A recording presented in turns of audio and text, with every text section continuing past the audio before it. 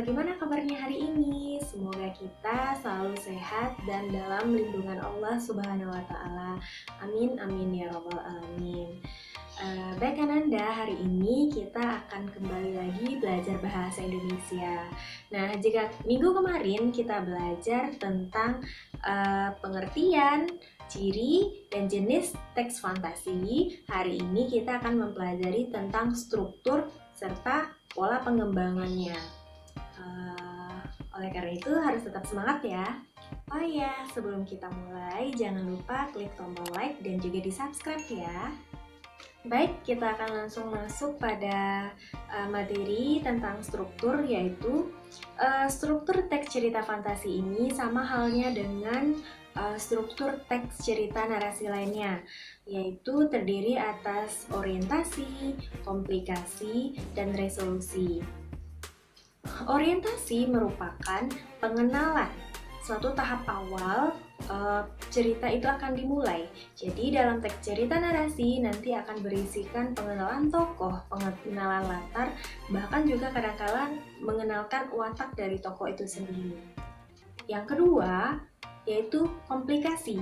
Komplikasi ini adalah permasalahannya mulai muncul yang berisi hubungan sebab akibat, sehingga masalah itu mulai terlihat hingga memuncaknya permasalahan. Yang ketiga yaitu resolusi. Resolusi ini adalah bagian akhir dari cerita narasi. Biasanya berisi penyelesaian dari suatu permasalahan.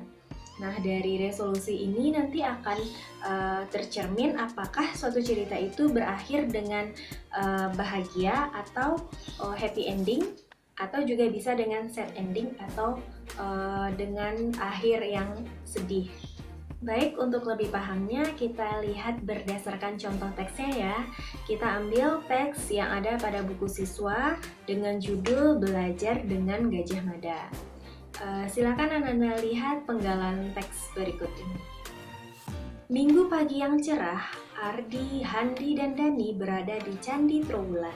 Mereka merupakan siswa pilihan dari sebuah SMP yang sedang melaksanakan tugas pengamatan untuk karya tulis ilmiah. Di tengah keramaian orang yang sedang berwisata, mereka sibuk menyelesaikan laporannya. Baik, di sana teks penggalan tersebut termasuk struktur teks orientasi. Kenapa? Karena di sana hanya berisikan pengenalan dari tokoh. Siapa saja tokohnya? Yaitu Ardi, Handi, dan Dani.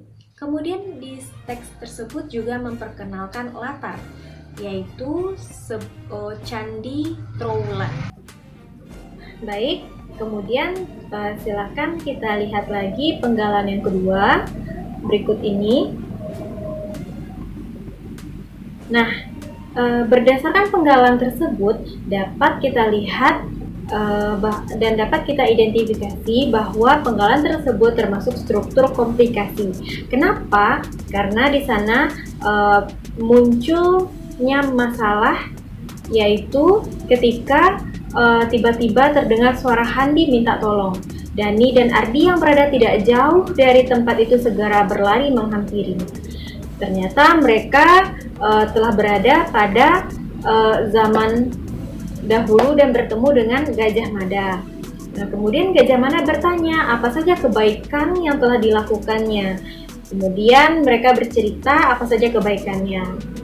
Nah, di sana terlihat dari timbulnya masalah dari dia bertemu dengan Gajah Mada hingga dia memuncak permasalahan tersebut. Nah, itu disebut sebagai komplikasi. Baik, selanjutnya silakan kita lihat lagi penggalan yang ketiga.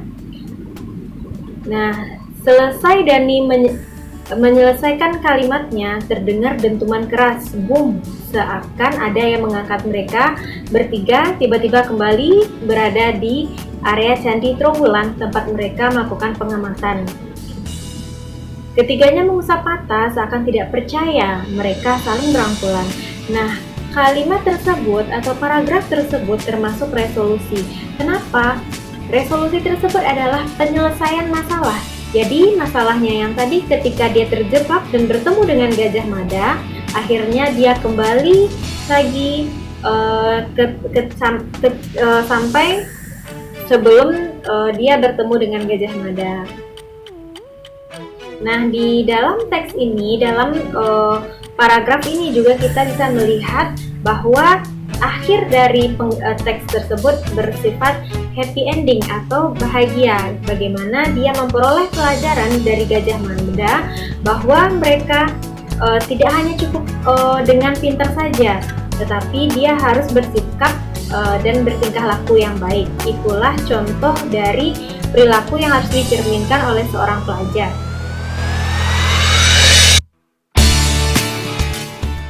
Baik, sekarang kita masuk lagi dalam pola pengembangan struktur teks cerita fantasi.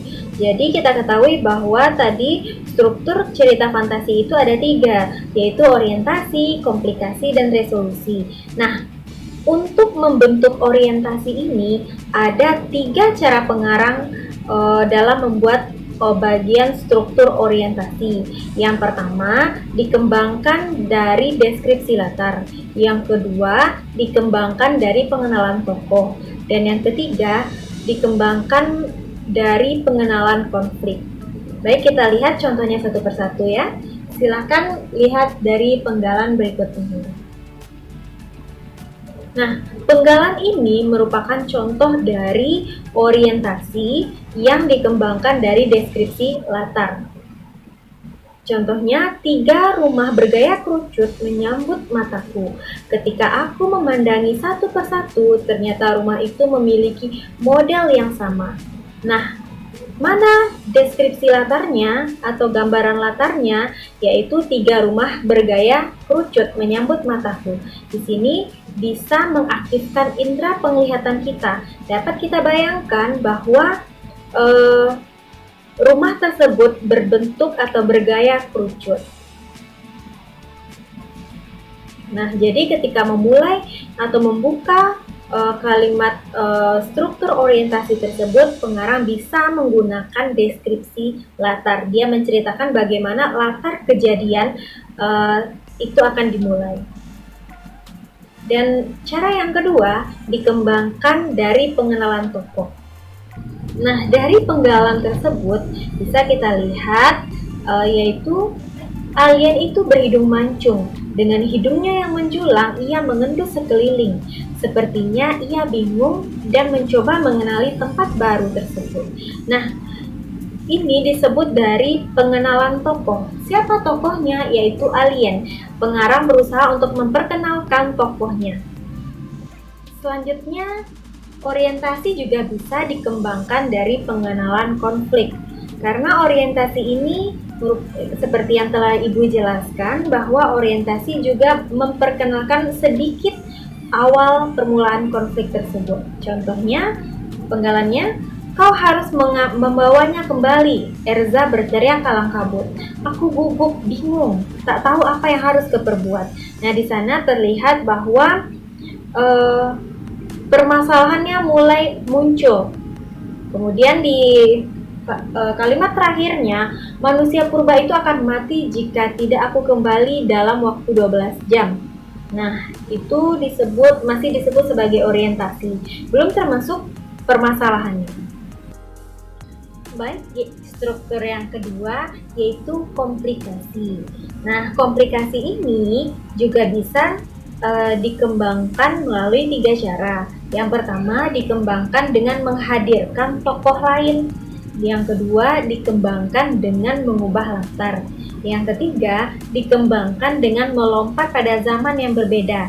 Bisa zaman masa lampau atau masa depan.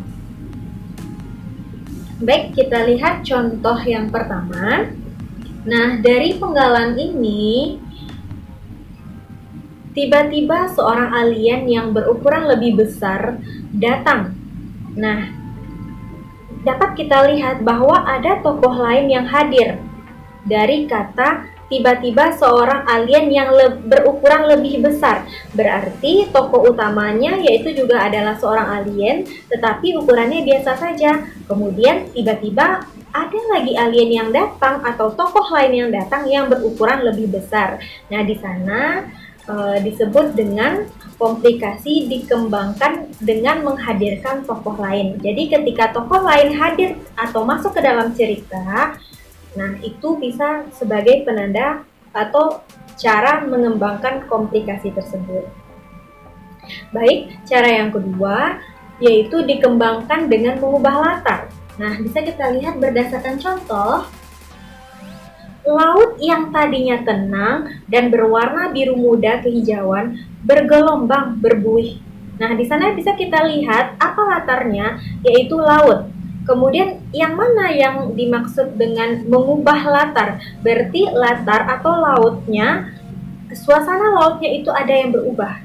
Kita lihat laut yang tadinya berarti awalnya tenang dan berwarna biru muda kehijauan, kemudian beralih atau berubah menjadi bergelombang dan berbuih. Jadi, adanya perubahan latar tersebut bisa ditandai atau bisa menjadi tanda bahwa hal tersebut adalah komplikasi atau cara pengarang menyampaikan bagian komplikasi. Kemudian, cara yang ketiga yaitu dikembangkan dengan melompat pada zaman yang berbeda, baik bisa masa lampau ataupun masa depan. Kita lihat lagi contoh penggalannya. Di tengah saya asik mengamati candi, tiba-tiba bumi berguncang dan boom, saya terdorong ke sebuah tempat kemilauan yang serba keemasan. Baunya harum dan indah. Sebuah kerajaan mewah ada di hadapanku. Nah, di sini terlihat bahwa adanya perpindahan atau melompatnya zaman yang berbeda. Jadi ketika seseorang itu berada pada zaman sekarang, tiba-tiba saja dia berada pada baik di masa lampau maupun yang akan datang. Ingat, yang akan datang itu juga bisa kita sebut sebagai futuristik ya. Nah, jadi ketika adanya pengalihan zaman, nah itu juga bisa disebut dengan tanda komplikasi dimulai atau cara pengarang menyampaikan sebuah komplikasi. Baik, kita masuk pada struktur yang ketiga, yaitu resolusi. Sebagai penyelesaian dari permasalahan, resolusi ini juga bisa dikembangkan menjadi 3 bagian atau 3 cara.